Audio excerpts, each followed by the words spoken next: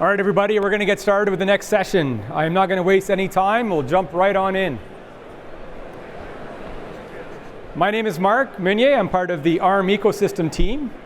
I'm also part of the OPI governing board and very involved in the outreach committee inside of the OPI consortium. In today's talk, we're going to talk about some of the tools and work that we're doing with our partners in the industry to bring DPUs at scale. Now, why do we care about DPUs?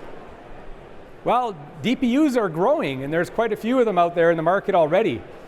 A lot of our partners are creating these solutions to help accelerate bridge that gap between what's being lost in the progression of CPU technology, picking that up with DPUs, allowing that growth in the hyperscaler environments. And this is part of that transformation that's taking place in data centers, servers, where the center of compute, what used to be the focus of these servers was compute, is now changing to data-centric environments.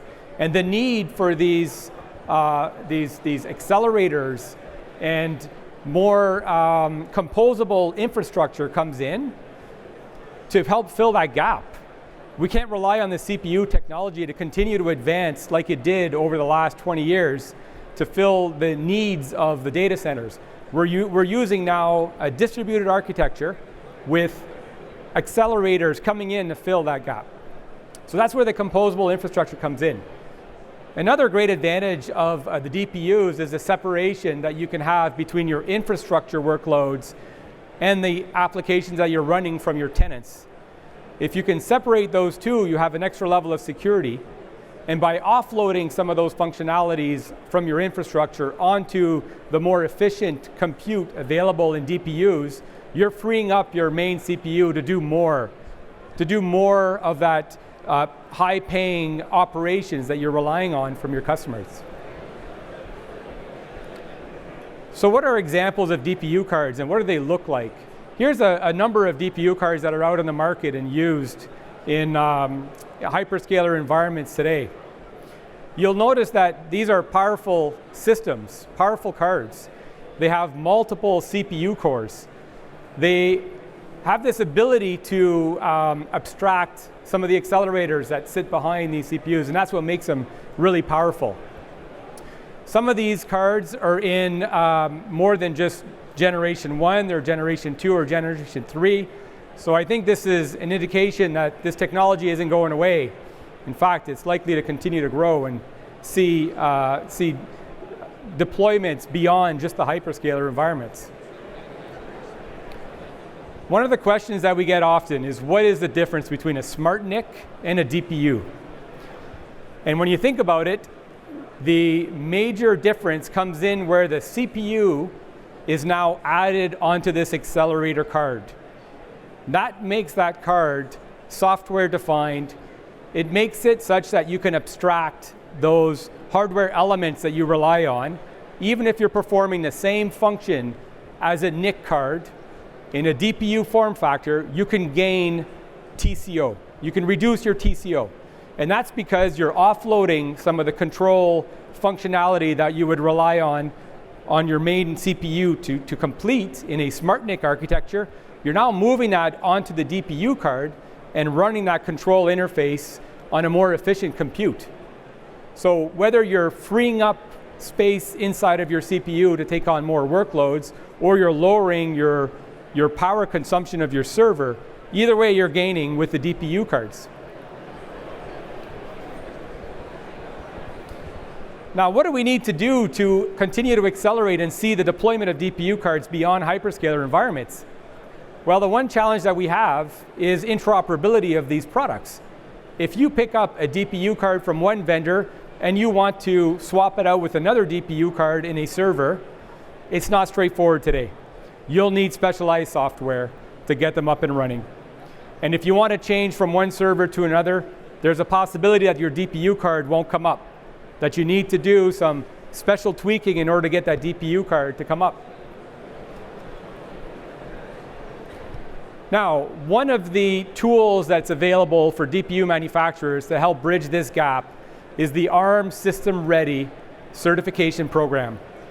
When you look at a DPU card, you can treat it as an individual server from a software perspective, especially at the lower levels. And if you follow the guidelines of the System Ready program, you're guaranteeing that those DPU cards can come up with a standard off-the-shelf distro, just booting and running on them, without the need to maintain patches or deal with configuration challenges on these DPU cards. So that's step one, and you can see here, 2 of our vendors have gone through the program and can now boot standard operating systems directly on these cards. Now, having an operating system run on the DPU card is not enough. DPU cards need to interface with the host CPU. We've moved the compute and the control down to the card, so we've created a different link between the CPU and this accelerator card, and that requires a set of APIs to control, to manage the life cycle of these cards. And this is where OPI comes in. And you can see by the list of members that are associated with this program, we've got the right group to influence both the design of the DPU cards, the firmware that's required to bring them up, and an opportunity to showcase end solutions on these cards. So what are we doing with OPI? Well, DPUs have started with the hyperscalers environment, taking advantage of them to offload their infrastructure workloads. They've created specific software to manage these solutions. And every hyperscaler has their own flavor of firmware and software to manage these cards. What we're trying to do at OPI is start setting up these standards, these layers of software that'll come in and provide a base for higher level applications or for the proliferation of these cards outside of these siloed environments. And that's what we're trying to do at OPI. And if we do this right, we figure it's going to create a flywheel effect where more and more vendors will be able to take advantage of these products and we'll be able to unlock better TCOs in all of compute environments. So how are we structured? What are our goals in the OPI consortium? Well, it's an open community. We come together and we try to create the missing links that are required to take advantage of the DPU card for workloads and environments that are already used today.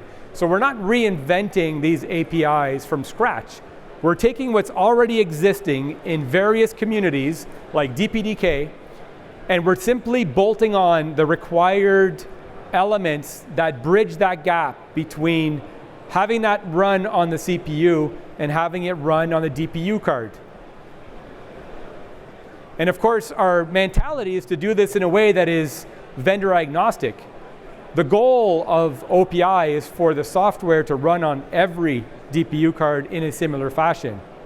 And we're very much focused on this mission together. You saw the list of members that are part of the consortium. Some of them are competitors. We still have this vision of creating that lower level firmware and software because we can build on top of that. It'll just benefit the entire ecosystem.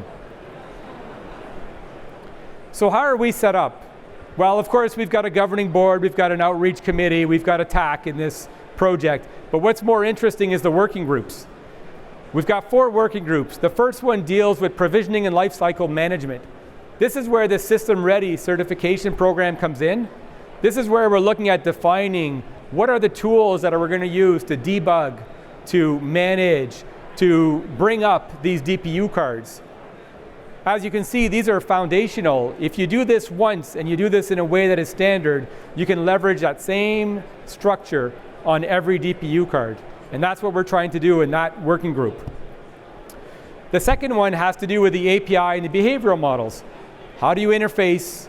What do you define in that interface between the CPU and the DPU card? How should they come up? How do you discover the functionality of those cards? Whether it's for networking, whether it's for storage or security functionality. Ideally, the way that the cards present themselves and interface with the host is the same, no matter what DPU vendor, no matter what card you have in front of you. And as you can see, we're reusing some of the industry standards like OpenConfig, OpenTelemetry for collecting the metrics and the logs and the traces, and secure zero-touch provisioning. These are all tools that exist already today. We're simply reusing them for the DPU form factor.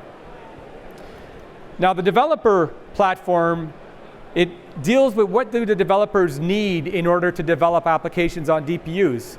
What do we need as OPI members to be able to validate our OPI APIs and all the libraries that we're creating? Well, we need hardware. We need an environment where we can debug this. And we've decided to host a OPI lab where we're bringing in a number of servers, a number of DPU cards, all the DPU cards we get our hands on, and setting up interoperability testing, eventually getting CI/CD up and running, and creating this environment where developers can gain access to these cards, to the servers, and to be able to write code. And finally, if we're going to validate what we're creating, we need use cases. And this working group focuses on bringing in industry players who have a need for DPU cards, a need for that acceleration, to come and talk to us about what the workloads look like. What do they need from us as a foundational group developing tools to enable them to bring their services to these cards. Now, today we have our booth here, B14. Come check it out. On the booth, you're going to see all the DPU cards that were presented in the previous slide. So they're up on display. You're also going to see the first workload demonstrating the APIs that are defined in OPI. Okay? So come see what it looks like to take an application. We've taken the Nginx open source. We've deployed it on a DPU card. We've set up the DPU card, again, using these standards. And we're now expanding that proof of concept, bringing in additional DPU cards, trying out different servers, and showing the community what is capable if we come together and we create these standards and we work, towards a common framework for DPUs. Thank you very much. That concludes my presentation. Feel free to come and see me at the booth if you have any questions.